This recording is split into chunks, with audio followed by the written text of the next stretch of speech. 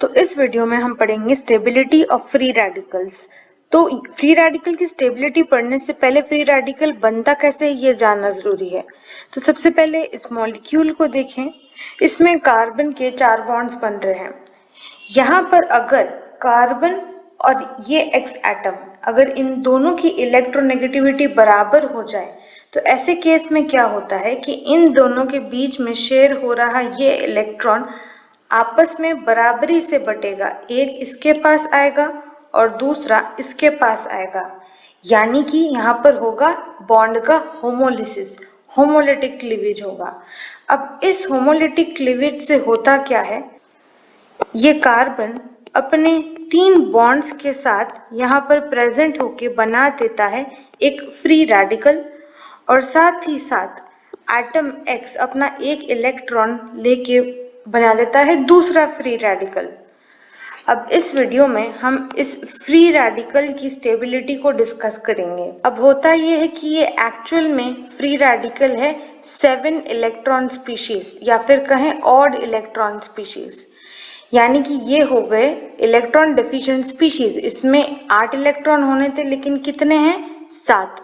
तो सिर्फ 7 electrons present होने की वजह से ये इलेक्ट्रॉन डेफिशिएंट स्पीशीज की कैटेगरी में आता है, जिस वजह से अब ये एक अनस्टेबल मॉलिक्यूल बन गया है।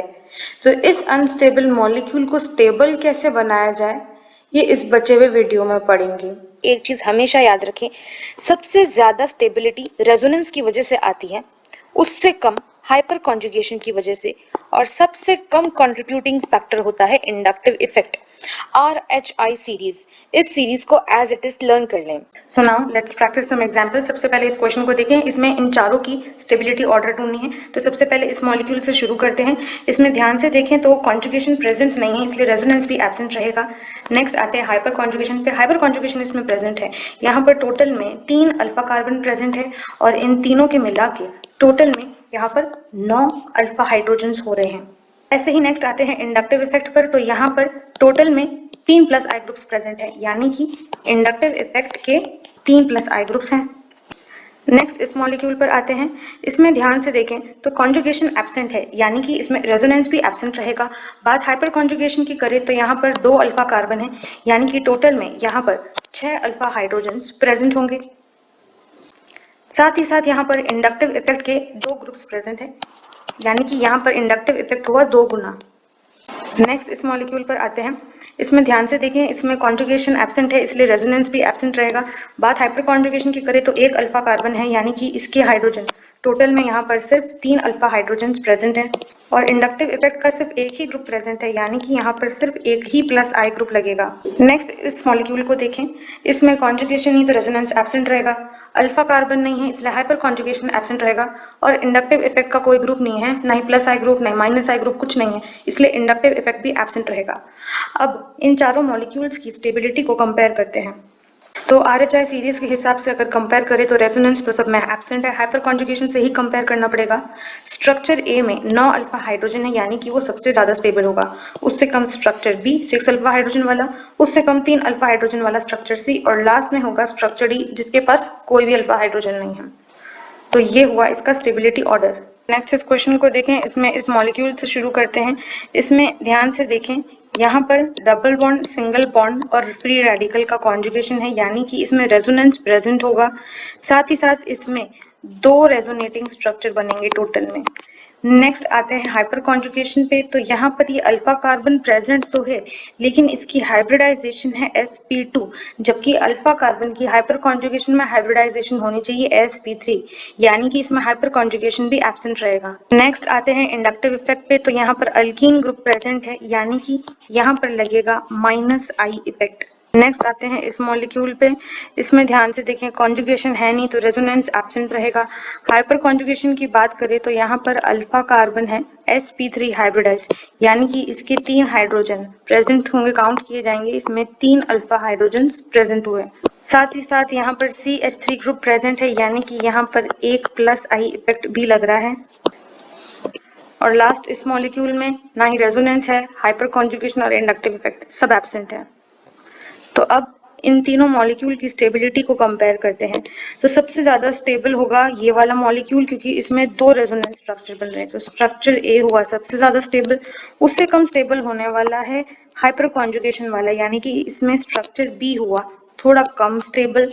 और सबसे लास्ट में होगा स्ट्रक्चर सी, जिसके पास कुछ नहीं है इसकी स्टेबिलिटी बढ़ाने के लिए, यानी कि हमारा ये हुआ इसका स्टेबिलिटी ऑर्डर। नेक्स्ट इस क्वेश्चन को देखें। इसमें सबसे पहले इस मॉलिक्यूल को देखें। इसमें डबल बॉन्ड, सिंगल बॉन्ड और फ्री रेडिकल का कॉन्जुगेशन प्रेजेंट है, यानी कि इसमें रेजोनेंस प्रेजेंट होगा और इसमें टोटल में 2 रेजोनेटिंग स्ट्रक्चर बनेंगे।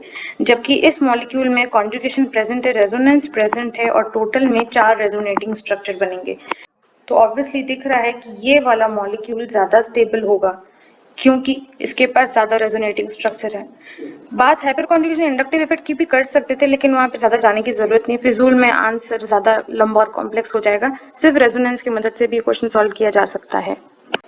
तो इसी से अब हम आते हैं इसकी सीरीज पे, जिसमें सबसे ज़्यादा स्टेबल ये स्ट्रक्चर होगा क्योंकि इसके पास 10 रेजोनेटिंग स्ट्रक्चर है। ये कम होगा स्टेबल क्योंकि इसके पास 7 रेजोनेटिंग स्ट्रक्चर है। ये थोड़ा और कम स्टेबल होगा क्योंकि इसके पास 4 रेजोनेटिंग स्ट्रक्चर है। और ये वाला सबसे कम स्टेबल हो रहा है क्योंकि इसके पास 2 रेजोनेटिंग स्ट्रक्चर है। नेक्स्ट, इस मॉलिक्यूल में रेजोनेंस एब्सेंट है, इसीलिए ये इन चारों स्ट्रक्चर से भी ज़्यादा लीस्ट स्टेबल हो रहा है। लेकिन इसमें 9 अल्फा हाइड्रोजन्स और 3 प्लस आई ग्रुप्स प्रेजेंट है, जिसकी वजह से ये थोड़ा ज़्यादा स्टेबल है। जबकि इससे कम स्टेबल होगा ये 6 अल्फा हाइड्रोजन और 2 प्लस आई ग्रुप्स वाला। इससे भी कम स्टेबल होगा ये 3 अल्फा हाइड्रोजन और 1 प्लस आई ग्रुप, और ये होगा लीस्ट स्टेबल क्योंकि इसमें कुछ नहीं है। तो ये हुआ स्टेबिलिटी ऑफ फ्री रेडिकल का सीरीज का ऑर्डर। नेक्स्ट एग्जाम्पल है, इसमें इस मॉलिक्यूल से शुरू करते हैं। तो इसमें ध्यान से देखें, इसमें कॉन्जुगेशन प्रेजेंट है, इसलिए इसमें रेजोनेंस भी प्रेजेंट होगा और इसमें टोटल में 4 रेजोनेटिंग स्ट्रक्चर बनेंगे। फिर आते हैं हाइपर कॉन्जुगेशन पे, जो कि इसमें एब्सेंट रहेगा क्योंकि इसमें sp3 हाइब्रिडाइज्ड अल्फा कार्बन नहीं है और इंडक्टिव इफेक्ट भी कुछ नहीं लग रहा है इसमें। नेक्स्ट आते हैं इस मॉलिक्यूल पे। इसमें अगर ध्यान से देखें तो इसमें कॉन्जुगेशन प्रेजेंट है, यानी कि इसमें रेजोनेंस भी प्रेजेंट होगा, जिसके टोटल में 4 रेजोनेटिंग स्ट्रक्चर्स बनेंगे। साथ ही साथ ये NO2 ग्रुप ये मेसोमेरिक इफेक्ट दिखाता है और एक्चुअल में ये -M इफेक्ट दिखाता है। हाइपर कॉन्जुगेशन इसमें एब्सेंट रहेगा, लेकिन ये NO2 ग्रुप साथ ही साथ -I इफेक्ट भी दिखाता है, यानी कि इसमें इंडक्टिव इफेक्ट होगा। नेक्स्ट इस मॉलिक्यूल पर आते हैं। इसमें रेजोनेंस प्रेजेंट है, टोटल में इसमें 4 रेजोनेटिंग स्ट्रक्चर बनेंगे। बात हाइपर कॉन्जुगेशन की करें तो इसमें ये sp3 hybridised alpha carbon present है, यानी कि इसमें टोटल में 3 अल्फा हाइड्रोजन्स प्रेजेंट है। साथ ही साथ ये CH3 group plus I effect भी दिखाता है। और लास्ट आते हैं इस मॉलिक्यूल पर। इसमें रेजोनेंस प्रेजेंट है, टोटल में 4 रेजोनेटिंग स्ट्रक्चर्स बनेंगे। OH ग्रुप की बात करें तो OH group plus M effect दिखाता है। इसमें हाइपर कॉन्जुगेशन एब्सेंट रहेगा और ये OH ग्रुप -I इफेक्ट भी दिखाता है। तो बस अब इसकी स्टेबिलिटी कंपेयर करनी होगी। तो इनमें रेजोनेंस तो सब में प्रेजेंट है, लेकिन ये ग्रुप +M इफेक्ट दिखा रहा है, तो ये सबसे ज़्यादा स्टेबल होगा और ये -M दिखा रहा है, इसलिए ये सबसे कम स्टेबल होगा। तो स्ट्रक्चर D सबसे ज़्यादा स्टेबल होने वाला है और स्ट्रक्चर B सबसे कम स्टेबल होने वाला है। अब A और C के बीच में से ही ढूंढना है, तो वो रेजोनेंस के बेस पे तो होगा नहीं, हाइपर कॉन्जुगेशन के बेस पे होगा। इसमें हाइपर कॉन्जुगेशन है, यानी कि स्टेबिलिटी दे रहा है, इसीलिए स्ट्रक्चर C थोड़ा सा कम स्टेबल होगा और इससे कम होगा स्ट्रक्चर A, जिसमें हाइपर कॉन्जुगेशन एब्सेंट है। तो यहाँ पर ये हुआ इसका स्टेबिलिटी ऑर्डर।